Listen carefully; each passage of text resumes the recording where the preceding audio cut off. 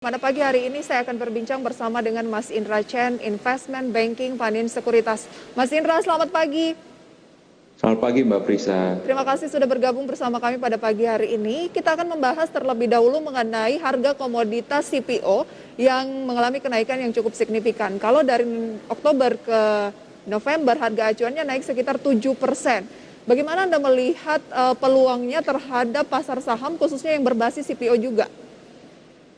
Iya, terima kasih Mbak Prisa. Ya seperti kita tahu ya, yang ramai diberitakan bahwa harga CPO naik lumayan banyak, terus juga berpengaruh terhadap produk turunannya seperti minyak goreng dan sejenisnya. Nah, eh, hal ini tentunya berdampak positif ya terhadap kinerja emiten. Walaupun sebenarnya beberapa emiten mengalami penurunan produksi ya, tapi hal itu dikompensasikan dengan kenaikan harganya sendiri. Kita tahu harga CPO ini terus meroket seiring dengan ya satu kita juga penurunan produksi disebabkan oleh berbagai hal seperti penurunan dan juga emang lagi terhambat juga produksinya ya. Terus dan itu juga faktor lain adalah di luar negeri kan kita tahu bahwa minyak nabati juga tren produksinya lagi menurun. Jadi hal ini menyebabkan suatu bentuk kelangkaan ya, karena kan kita mayoritas eksportir ya, salah satu eksportirnya CPO. Nah, saya lihat tren ini masih akan berlanjut sampai mungkin minggu pekan sampai periode Desember. Saya yakin masih akan trennya masih akan berlanjut. Jadi saya rasa tren untuk secara overall sektor CPO sih akan terus bagus ya Mbak ya sampai akhir tahun ini.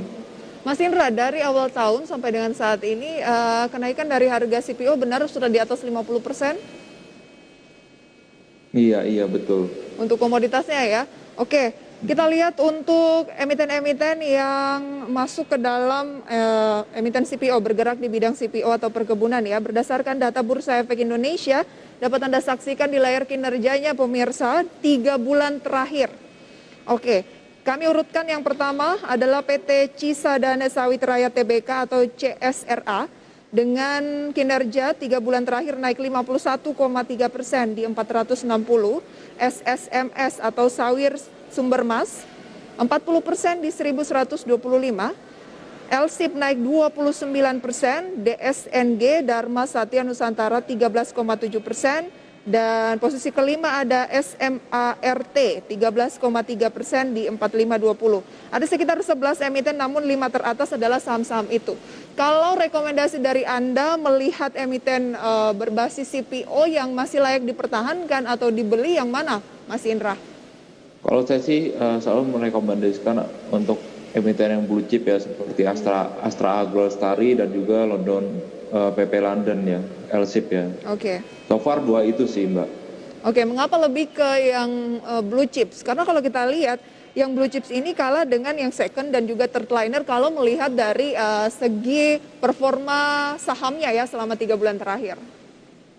Iya. Kalau kita berbicara volatility sama return imbal hasil yang dihasilkan pasti kalah jauh. Tapi balik lagi yang small cap ini atau medium cap ini cenderung volatility terlalu tinggi dan juga saya takut investor ini diarahkan lebih cenderung ke trading ya Mbak. Yang mana kan kita tahu kalau arahnya trading kan agak sulit. Nah kalau misalnya kita berbicara tren kan yang major index untuk kontributor terbesar untuk sektornya ya, sektor CPO sendiri itu kan kinerjanya driver oleh ALI dan LSIP dan big cap lainnya. Jadi saya sih untuk overall secara general saya rekomendasikan dua itu. Namun kalau emang investor mau ada technical upside and down ya boleh lah yang beberapa yang mid cap gitu ya Mbak ya.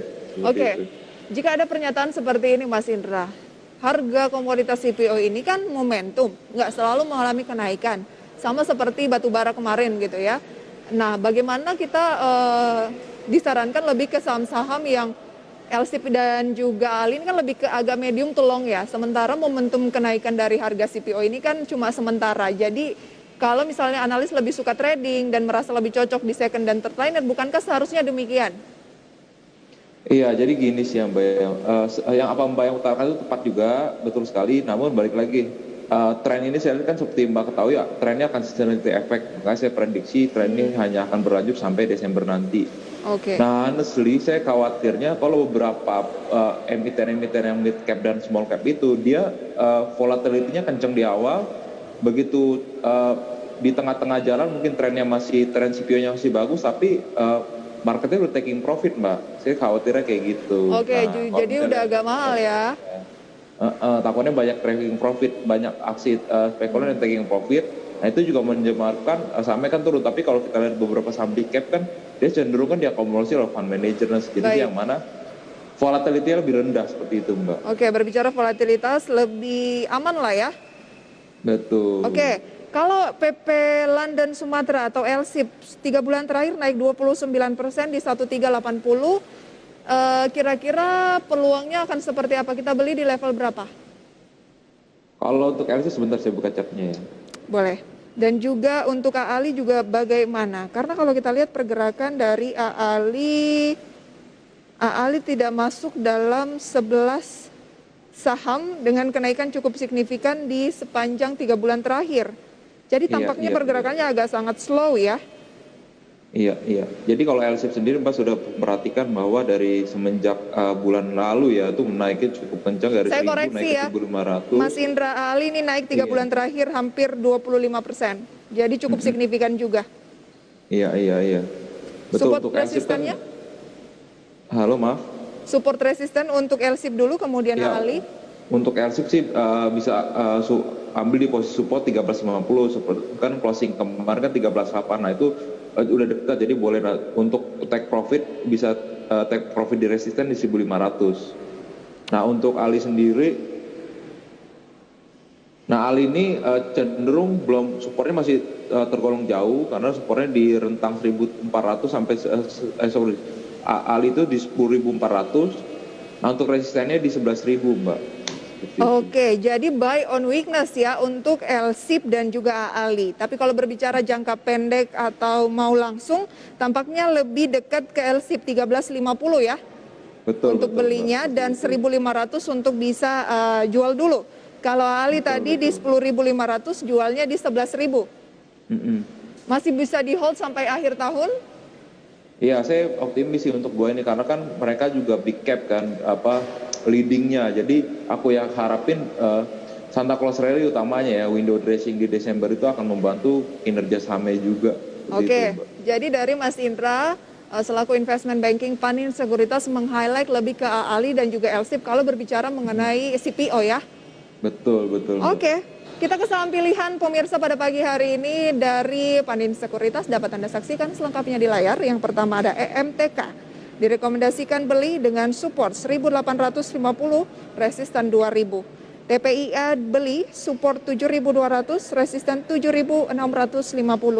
IPCC beli dengan support 540, resisten 570. Dan Kino beli support 2.130, resisten 2.240.